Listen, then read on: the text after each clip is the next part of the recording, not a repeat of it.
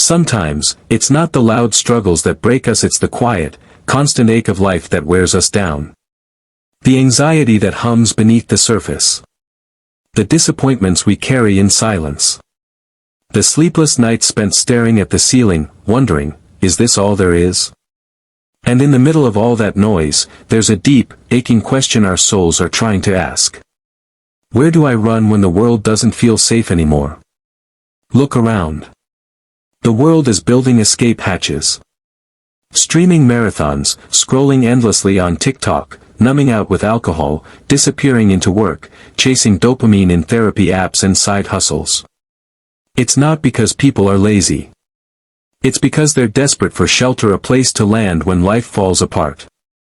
The emotional floor has collapsed. So we cling to anything that gives a moment of control or comfort. And that's where Psalm 71 breaks through the noise. It doesn't offer just another coping mechanism. It offers a foundation. It doesn't say just run to God. It says, He is the only place where you can run and still stand. The Hebrew word for refuge used here is rich. It refers to a high, solid rock, something you climb to when floods rise or enemies close in. Not a hiding place. Not a pause button. A fortress. But this kind of refuge isn't a last-minute panic room. It's a relationship built over time. In verse 3, the psalmist cries, "Be my rock of refuge, to which I can always go." That word "always" is the heartbeat of it all. It's the trust that comes from experience. From having run to God before. From knowing this isn't a test run, it's a return. Because if we're honest, some of the most powerful prayers we've ever prayed didn't come from a quiet time, they came from panic. From grief. From trauma. From moments when we whispered, "Jesus, help." Refuge becomes real when you realize you're not in control. The fire of youth burns fast, fueled by ambition, passion, and the energy to chase after dreams without thinking twice. But what happens when that fire dims? When the energy that once carried you starts to fade, and just getting through the day feels like a marathon? That's the quiet reality Psalm 71 speaks into, not with shame, but with truth and tenderness. So many people understand this space. No, you're not battling armies or leading nations. But you're waking up with pain in your joints. You're forgetting names that used to come easily. You're staring in the mirror, wondering when your reflection started looking this tired. And emotionally, you're not empty because you're lazy. You're drained because you've given and carried and endured, sometimes silently, for years. Psalm 71 doesn't gloss over this. It doesn't wrap it up in poetic drama or fake positivity. It's the prayer of someone who's simply asking, "God, can you still use me? Like this? When I'm weary? When my body can't do what it used to? When I feel invisible?" What's beautiful is that the psalmist never apologizes for being weak. He doesn't pretend he's okay. He offers what little he has. He says, "This is all I've got, God. But I trust that you'll meet me here." And that echoes something powerful from the Apostle Paul in 2 Corinthians 12. He begged God to remove a burdensome thorn in the flesh, a weakness that tormented him. But God didn't remove it. Instead, he whispered something deeper. "My grace is sufficient for you, for my power is made perfect in weakness."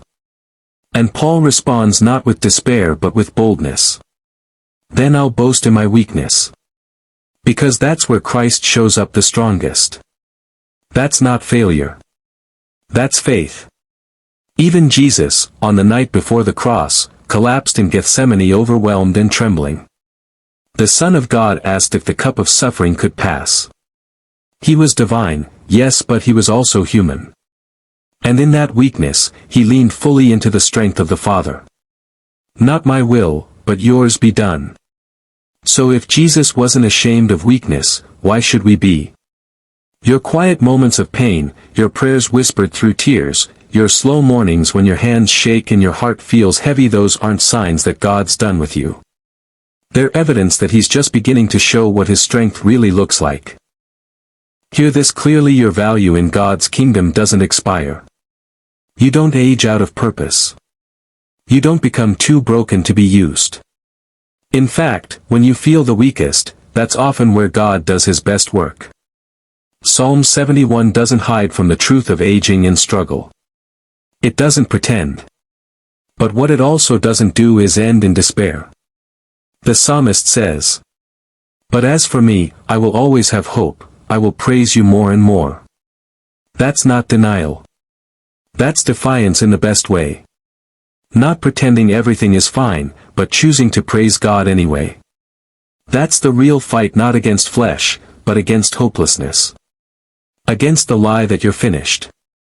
He says, "Though many enemies conspire against me, I will hope continually." Not once. Continually. Not just when he feels strong, but especially when he doesn't. And that word continually is the key. It's not about being a hero one time. It's about getting up again and saying, "God, I trust you today. Even when yesterday broke you." Isaiah 40 verses 29 to 31 captures this. He gives strength to the weary and increases the power of the weak. Those who hope in the Lord will renew their strength. But don't miss this: before soaring on wings like eagles, you have to be tired first. Weariness isn't disqualification. It's the entry point to divine power. This strength isn't loud. It doesn't trend online. It's found in the mother battling cancer, who still opens her Bible to lead a group. In the grandfather whose eyesight is fading, but who still whispers his grandchildren's names in prayer. Or maybe it's in you. Trying to hold it together. Trying to find reasons to keep believing when the world around you feels like it's falling apart. And now, in the most vulnerable turn of Psalm 71, the prayer changes. It's no longer just, "Give me strength." It becomes, "Please, don't leave me. Don't forsake me when my strength is gone." Because weakness alone is hard. But weakness with loneliness? That's crushing. In a world that idolizes youth and overlooks age, where independence is prized and old age sometimes feels like exile, this prayer becomes so real. God, even if they forget me. Please, you don't. If you've ever felt unseen, unheard, or left behind, this part of the psalm is for you. It's not a cry of despair. It's a cry for presence. And here's the ending. God hears it. And he stays. He doesn't walk away when the lights dim. He leans in closer. You are not forgotten. You are not cast aside. And the story of your life? It's still unfolding. Because even in the weakness, even in the quiet, God's not done writing. He is Emmanuel, God with us. Even here. Even now.